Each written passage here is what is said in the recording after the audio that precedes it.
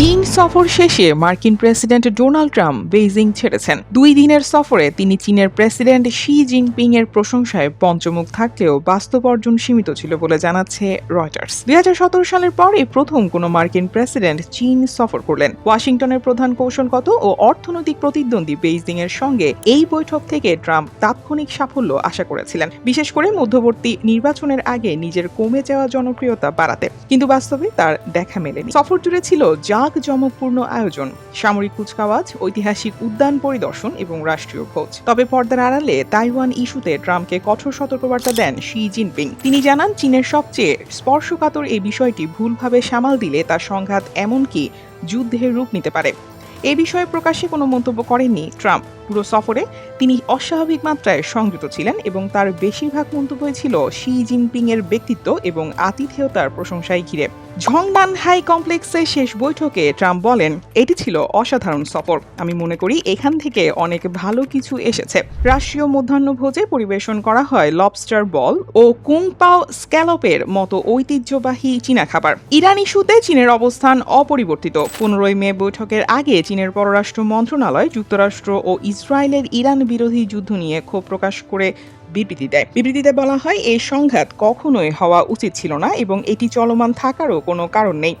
একই সঙ্গে যুদ্ধ বন্ধে শান্তি চুক্তির প্রচেষ্টার প্রতি সমর্থন জানায় বেইজিং।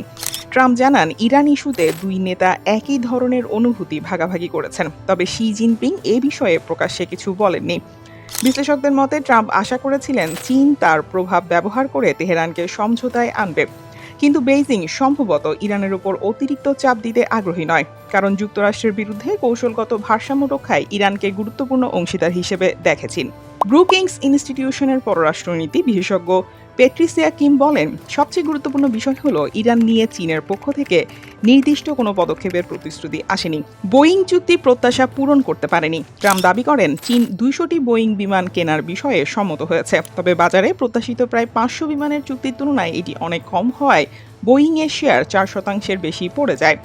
এছাড়া কৃষিপণ্য বিক্রি ও ভবিষ্যৎ বাণিজ্য ব্যবস্থাপনা নিয়ে কিছু অগ্রগতির কথা বলা হলেও বিস্তারিত প্রকাশ করা হয়নি। চীনে এনভিডিআর উন্নত H200 কৃত্রিম বুদ্ধিমত্তা চিপ বিক্রির বিষয়ে কোনো অগ্রগতি হয়নি বলেও ইঙ্গিত পাওয়া গেছে, যদিও প্রতিষ্ঠানটির প্রধান নির্বাহী জেনসেন হুয়াং শেষ মুহূর্তে সফরে যোগ দিয়েছিলেন। বিরল খনিজ রপ্তানি নিয়েও অচলাবস্থা কাটেনি। 2025 সালের এপ্রিল মাসে ট্রাম্পের শুল্ক আরোপের জবাবে চীন গুরুত্বপূর্ণ বিরল খনিজের ওপর রপ্তানি নিয়ন্ত্রণ আরোপ করেছিল। এতে মার্কিন চিপ নির্মাতা ও মহাকাশ শিল্পের সংকট তৈরি হয়। চলতি বছরের শেষ দিকে এই বাণিজ্যিক যুদ্ধবিরতি বাড়ানো হবে কিনা সেটিও এখনও নির্ধারিত হয়নি বলে জানান যুক্তরাষ্ট্রের বাণিজ্য প্রতিনিধি জেমিসন গ্রিয়ার। তাইওয়ান নিয়ে কঠোর বার্তা। তাইওয়ান ইস্যুতে শি জিনপিং এর সতর্কবার্তা সফরের সবচেয়ে গুরুত্বপূর্ণ দিক হিসেবে দেখা হচ্ছে। চীনের উপকূল থেকে মাত্র 80 কিলোমিটার দূরের স্বশাসিত দ্বীপ তাইওয়ানকে নিজেদের ভূখণ্ড দাবি করে বেইজিং। এটি নিয়ন্ত্রণে নিতে প্রয়োজনে সামরিক শক্তি ব্যবহারের হুমকিও দিয়ে আসছে তারা। অন্যদিকে যুক্তরাষ্ট্র আইন অনুযায়ী তাইওয়ানের পাশে দাঁড়াতে প্রতিশ্রুতিবদ্ধ। মার্কিন পররাষ্ট্রমন্ত্রী মার্কো রুবিও বলেন, তাইওয়ান ইস্যুতে যুক্তরাষ্ট্রের নীতি অপরিবর্তিত রয়েছে। ট্রাম্পের এই সফরে উল্লেখযোগ্য অগ্রগতি না হলেও দুই পক্ষই সম্পর্কে স্থিতিশীলতা ধরে রাখার উপর জোর দিয়েছে বলে জানিয়েছে রয়টার্স। News desk, দুতিয়াল।